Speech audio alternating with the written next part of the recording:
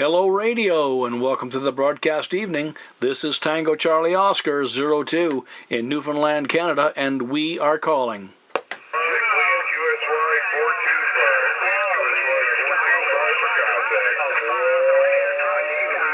That's a miss. Let's try 425. Might make more sense. 330 New Jersey. Oh. We let that one go.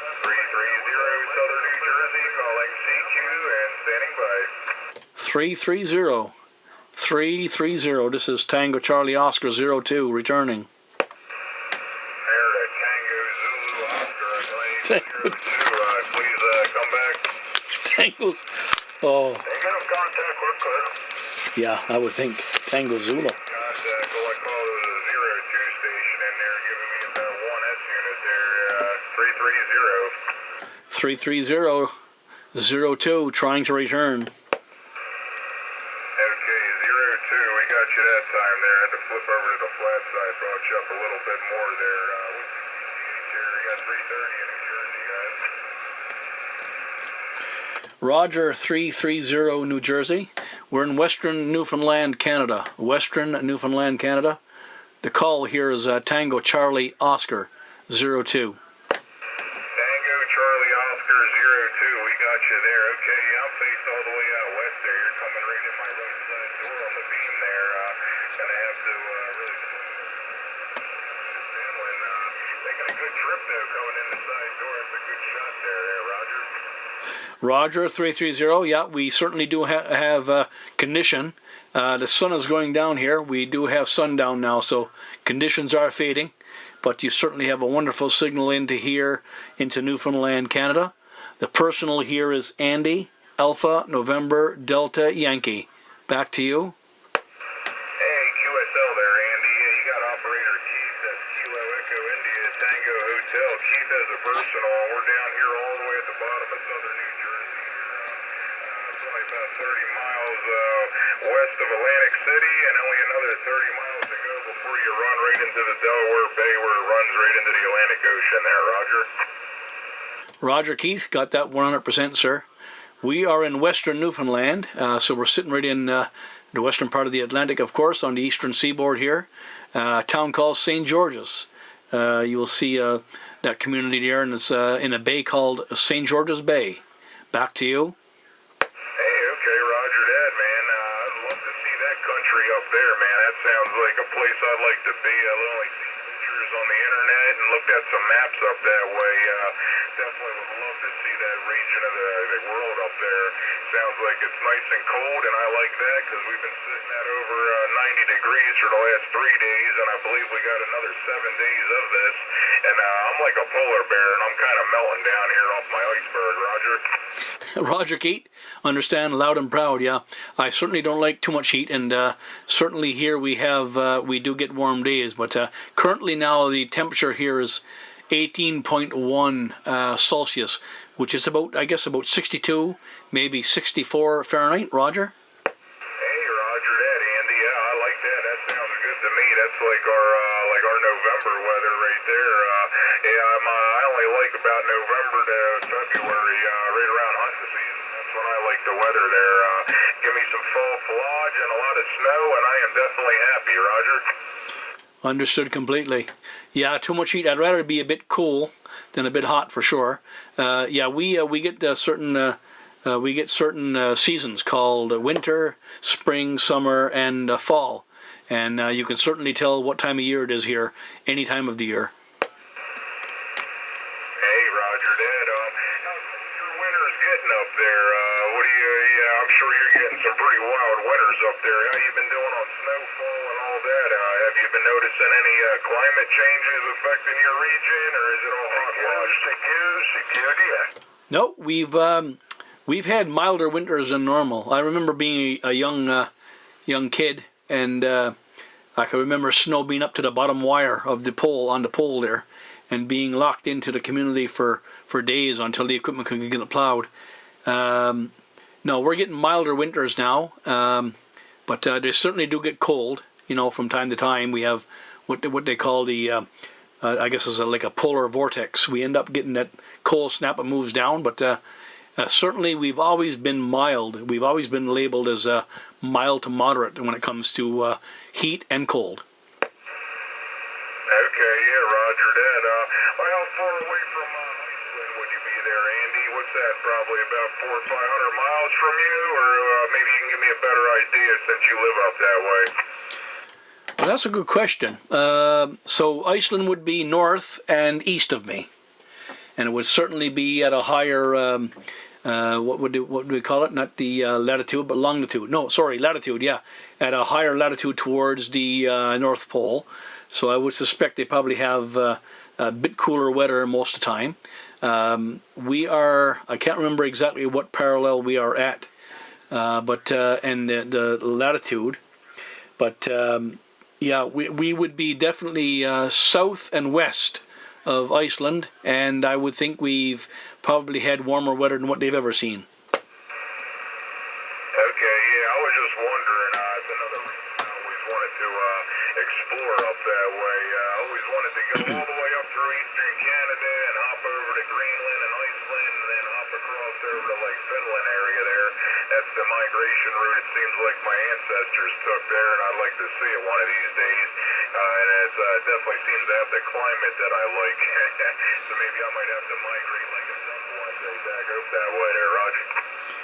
Roger, yes, absolutely. I would think if you were to be looking at the climate of Newfoundland closely in proximity to, within the American border, I would think Maine would probably be as close as you're going to get. Okay. Yeah, that makes sense. I think the last gentleman I spoke to, it's probably about 6 months now since I made it up into Newfoundland there, is I think he did commercial fishing, I believe, for a living, and I guess that's big up that way. Is that Roger? Absolutely. Of course, Newfoundland is an island, and there's the continental part, which is Labrador, which also has a big fishery. But yeah, we're surrounded by water, and it's been the focal point of our history, basically, and has drawn people from all over the world to this island. And so we do have a very diverse group of people that have been here. From the Norse, the Viking, the Beothuk, the Mi'kmaq, the English, the French. We've had them all. Spain, Portugal, you name it. Every major country that's been sailing has probably been in Newfoundland waters for sure. Yeah, Roger, that definitely seemed like it was the place to wind up if you were coming from northern Europe sailing across there. Well, I think they already proved that the Vikings were the first over there in that region, and then they said Christopher Columbus did it, but here the Vikings were there 100 or 200 years prior to that. So that's interesting how history gets corrected in time, I guess. There, right? Absolutely, and just to further speak on that, Keith, the Vikings were here well over 1,000 years ago for sure. Yes, absolutely. But also the Beothuk and the Mi'kmaq were also here, and we predate even the Viking. Hey, QSL. Yeah, then you have to think about who was actually here first amongst them all. I don't know if you have any local Indian tribes that far north back then. I don't know if they were up that far. I mean, I know we had them down this way, but can only imagine how cold it was up that way back then. So I don't know if any resident Native American tribes were up that way. Actually, it's very, very interesting because the science of it all is pretty hidden. But when you look at the Viking, when they came here, when they were here in Newfoundland, they settled in northern Newfoundland, we'll say. That was their outpost, basically. And they called this place Vinland, which is the land of grapes. So I would think this global warming is a natural phenomena. And when the Viking were here, they called Newfoundland Vinland, which is the land of grapes. And the Viking would know the difference between a blueberry and a grape. Okay, well that makes a lot of sense there, yeah, because I know, the old traditional drink there, before it was called wine or refined down to a wine was, actually mead feed, and yeah, you can make that out of any kind of berry, and perhaps maybe they were calling any kind of berry back then a grape. Yeah, absolutely. The Viking certainly would know a difference between a grape and a blueberry. Now, we have lots of blueberries growing here. I don't know of any grapes that are growing, but they may be in greenhouses for sure. And I could see in the future that maybe we're going back to that cycle of warm, warm weather again. But when the Viking were here 1,000 years ago, they were in northern Newfoundland, which is the coldest part of Newfoundland, basically. And I think they found their main settlement here in southern Newfoundland, southwestern Newfoundland, a place called Cape Race in the Port aux Basques area. But it's interesting because, the victors of wars and stuff like that, and the people of power, they write history, but it's not necessarily correct. Okay, yeah, roger that. Yeah, very interesting, no doubt about it, Andy. Definitely nice to have a good QSO, too, with some real reason behind it there. Definitely, I have to say, tip my hat to you being up there in that region, man. I would love to see it with my own eyes one day. Do you do any hunting or fishing up that way? Oh, absolutely. Yes, I do subsistence hunting. I typically go out when I can with a license to get a moose. I don't have a large family, but I do share. I am of Mi'kmaq ancestry. I'm Indian, and so when I shoot my moose, the one that I'm allowed to take, basically through license, I share it with my family and friends. I don't do a whole lot of fishing because, in my particular instance, it takes it's a fair distance to get out to where there's good fish, and so it costs me more to fish it than it would to buy it. So that's my situation.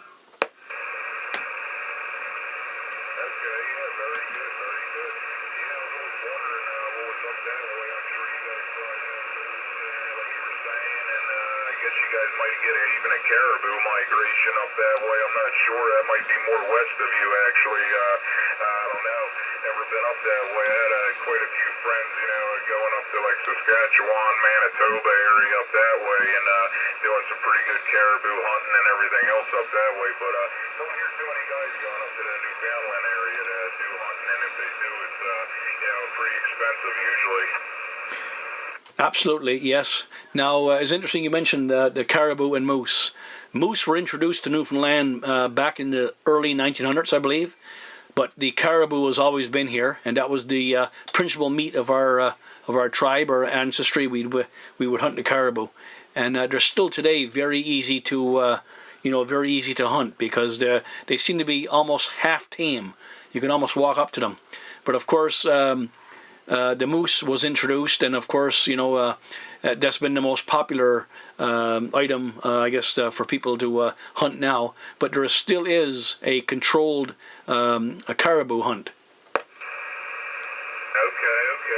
Yeah, they're not a real meaty animal. They look kind of big, but they're all bony. I always thought that was kind of interesting. More fur and bones than anything. So sounds like if you're going to live off the land up there on caribou, you probably got to shoot a few of them a year, because that's kind of the problem we have down here in southern New Jersey. These little baby white-tailed deer we got down here, they're not the same species as the Midwest whitetail. I used to live out in the Midwest United States there, and nothing to kill a 200-300 pound deer out there, but around here in southern New Jersey, you kill anything over about 120 pounds. You did a pretty good job. It's pretty strange how the deer just the more north and colder you get, the animals just get bigger. Yeah, absolutely. Yeah, and you're right. The caribou is not a big animal for sure. It's probably bigger than the deer, depending on I guess where they're growing in their feed. But the moose, a standard sized moose, in today's age, is enough meat for at least 2-3 families. But the caribou, that would be probably perfect for my family. Very good. I did get to visit Alaska once. My ex-YL there, her cousin actually lives in southeast Alaska there, and we wound up visiting there, and her husband's a fishing guide. And I'll tell you what, if your part of the continent looks just like the west side of the continent, you're in a beautiful place, because I fell in love with Alaska. I don't know if I could live there all the time. I'm assuming you guys deal with the daylight, nighttime thing, too. I think it was only 1 hour of darkness when we were up there. That was kind of weird getting used to there.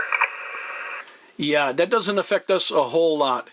We're at the latitude where we do get day and night for a substantial amount of time. However, in the winter, in January, the sun comes up, around 7:30, 8 o'clock, you get daylight, and around 3:30, 4 o'clock it's dark again. But certainly the summers are, the days are very long and the nights are, are pretty short. You can almost see the sun dipping down and coming back up again sometimes. Okay. Yeah, that's interesting how you guys aren't affected as dramatically as Alaska. I figured, it is kind of weird how that Earth tilts there. I always think you're directly north, which you're really not from New Jersey. I actually turned the beam around on you there, and so I was facing west, and now I spun it all the way around, and I'm getting a better copy on you there. I'm about 40 degrees northeast I'm pointing right now, and I got you running about an S5 consistently now, and you were down to about an S2 there. So I don't know if I came up any on your end there, but definitely propagation's working today there. Go ahead, Andy. Absolutely, yeah. I could certainly tell your signal difference, yeah, since you swung the beam around. Yeah, once you know where we are, and I guess you can lock in that beam. Yeah, you've gone up a couple of S units for sure. You have always been very rock solid here, of course, with your signal, but now you're loud and proud for sure. Okay, yeah, we're just running a little 2-element Mako Y-quad in the horizontal right now with an Anytone Quad 6 radio there. I don't know what you're working on your end, but you do have good sound and audio. Go ahead. Roger, Keith. Yeah, we're using an old Cobra 2000. It's a 1978 Cobra 2000. However, there's a big difference with this radio. It was a radio that was totally modified and built by Snake Radio Customs in Arizona. Snake Radio Customs. And yeah, it's doing absolutely wonderful. This is my go-to radio for communicating and doing DX. I've had this radio for probably getting close to a year now, I think. Maybe more like 8 months, but yeah, it's certainly a wonderful radio. And we're just using an Antron 99. Basically, it's 15 feet at the base. It's not very high, but it seems to do reasonably well for DX and for local, of course. And we're getting about 20 watts out of the back. Yeah, roger that, Andy. It's doing a fine job. Yeah, I guess you probably don't want to put the antenna up too high out there neither, because I'm assuming you guys are pretty wide open tundra, maybe? I'm not sure exactly. We didn't go into that if you're wide open tundra area out there, if you actually are pretty wooded out there, but I can imagine if you're pretty open tundra, you don't want to go up too high with them whipping winds and all that. Roger. No, we're not in tundra for sure. It's a very mixed bag when it comes to the geography of the area. I'm about 60 feet above sea level, 60 feet above sea level here, and my main wind, there's actually two winds that I'm concerned about. One not so much, the northwest wind, which comes off the North Atlantic, but because of the 60, there's a kind of a steep kind of a bank from the ocean, which pushes most of the heavy winds away from my antenna, so it survives quite well. The only other winds that I'm concerned about is anything from southeast to southwest when they're pretty heavy. But the Antron 99 seems to hold up very well. I've had this antenna up for about 20 years now, and it's still working just like it was new. Okay, yeah, very good. Yeah, I have an Antron 99. I like utilizing trees over here because my back's too messed up to be digging holes and sticking up towers and all that. I'm in a very wooded area down here in southern New Jersey. I'm in the most southern part of the Pine Barrens, it's called. in New Jersey. There's only 2 pine barrens in the whole world, actually. I didn't know if you knew that. Fun fact, Jersey has one and South Carolina has one. And it's mainly a yellow pine forest with some white oaks and red oaks mixed in and all that. But we're at 30-foot elevation here. Like I said, we're only about 30 miles from the Atlantic Ocean. And, all my antennas are up in oak trees. That's how I put them all up there. I got the Antron 99 I have is probably going on about 9 years old now. I had one before that was about 12 years old. And that's about the time when the fiberglass starts breaking down on them, and you either take them down and, put some slacker on them or whatever, or just put up a new one for the $100 that they cost, or they used to anyway. There, go ahead. Roger. Yeah, there's another antenna that's out now. I think it's made by Proton. I'm not sure. I can't remember the name. I wish I had it here before me. But apparently it's a 4-section antenna, which is very similar to the Antron 99, and it's available, and apparently it works quite well. I think it's called Proton, the name of the antenna, but I can't be 100% sure. But it would be the Proton PT, and then there's a number after it that I'm not sure, probably 99, I don't know. But yeah, you may want to check it out, because the Antron 99, I don't know if it's still being built. Probably it is. Yeah, they're still being built. I believe, what is it, Solarcom, I believe, is still building them. But then I knew the other one, there's a PTR or PT99. That's made by somebody else, I believe. It's a little cheaper made and cheaper gauge wire inside. And I believe they're a 4-piece antenna instead of a 3. And then you got the old IMAX 2000, which is the competitor to all them. And I heard they just upgraded their antenna system. The IMAX 2000 is now called the Pro 2000 or something. They added another section onto it to make it more tuner friendly, I heard there. Roger, that would be the antenna. Thank you. Yeah, I just only discovered this a couple of weeks ago, but of another antenna, 4-section antenna. And I'm glad to know that it's probably an inferior product to the Antron 99. Keith, before we lose condition, we still may have probably 20-30 minutes of daylight here in Newfoundland. I'm not sure how long these conditions are going to last, but I want to pass on some information to you. But first I need to ask, do you have access to YouTube and internet?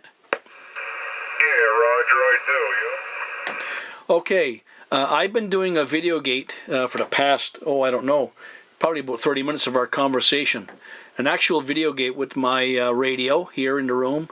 And I wanted to pass along some information to you so that you might be able to find me on YouTube and have a look at this video. It's going to be a long one. It's going to take me a while to upload it, but you'll certainly find it if you follow the instructions that I'm about to give you. Okay,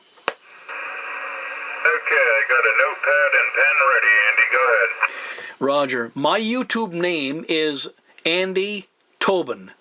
That's Tobin, Tango, Oscar, Bravo, India, November. It's also can be found under the one name, Tobin Industrial.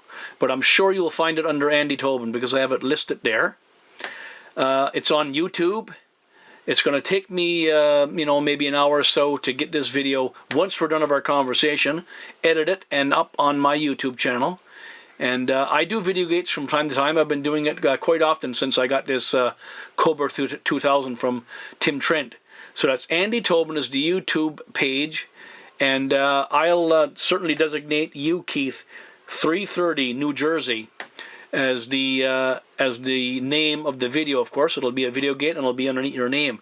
So if all else fails, if you search, I'll put it in the tags, 330 New Jersey, Keith, you should be able to find that video. Okay, very good, Andy. I'll be looking forward to it. That's awesome that you're doing that. I know there's quite a few other people that have been doing some stuff similar to that, and I've actually made some pretty neat stuff over here. I've had people tell me I should be videotaping some of this stuff I've been tinkering around with lately. But very good, and I appreciate the QSO. Very good contact. My friend from Newfoundland there, Andy, me say 73s because conditions are going to drop soon enough there. So bye-bye, my friend. We're going to be QRT. Roger, Keith. Just so you know, the video that I'm about to upload, The front part will not be about you because I'm not exactly sure when we started communication, but I continued with the video and moved on to 425 with the QSY. So hopefully you won't have to wait too late to hear your loud and proud radio here. Don't be bothered about the signal. The signal on this radio here might show 3, 5, and 7 or whatever you're doing, but you're sounding awesome. I have a small little 4-inch speaker hanging just above here on the shelf. It's not a 6x9. If I had a 6x9, it would sound a whole lot better. And you're sounding loud and proud in my receive. All right, Andy. Can you please repeat the call again? I got kind of tongue twisted on that the last time I repeated it. Please repeat the call one last time before I go. Yeah, no problem, Keith. My full call would be 9 Tango Charlie Oscar 02. 9 Tango Charlie Oscar 02. Okay, 9 Tango Charlie Oscar 02, I believe it was. Is that correct? 100%, Keith. Okay, my friend Andy, 73s again, man. 330 Southern New Jersey says bye-bye, QRT. Absolutely, Keith. We look forward to having more conversations and more VideoGates in the future. We'll certainly find a channel and we'll have some chit-chat. I certainly did appreciate this evening, and thank you for sharing with me, brother. We appreciate that very much. Tango Charlie Oscar 02. We're clear with Keith in New Jersey at 330, the loud and proud radio out of New Jersey. God bless you, brother.